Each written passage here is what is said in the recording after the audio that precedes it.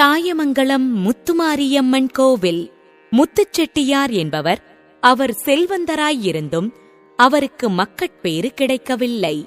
அவர் ஒரு நாள் மதுரையிலிருந்து திரும்பி வந்து கொண்டிருந்த போது ஒரு பெண் குழந்தை யாரும் அருகில் இல்லாமல் தனியே அழுது கொண்டிருக்க கண்டார். அருகில் எவரேனும் இருக்கிறார்களா என்று கண்டார். எவரும் இல்லை. அதனால் தானே அந்த குழந்தையை கூட்டிக் கொண்டு போய் வளர்க்க எண்ணினார்.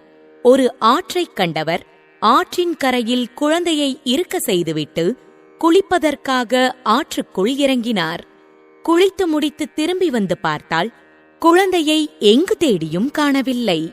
உண்ணாமல் உறங்கிக் கொண்டிருந்த அவரது கனவில் அக்குழந்தை வந்து தான் கள்ளிக்காட்டில் உறைவதாகவும் அவ்விடத்தில் தனக்கு சிலை செய்து வைத்து வணங்கும்படியும் தெரிவித்தது. அதுவே தாயமங்கலம் முத்துமாரியம்மன் கோவில்.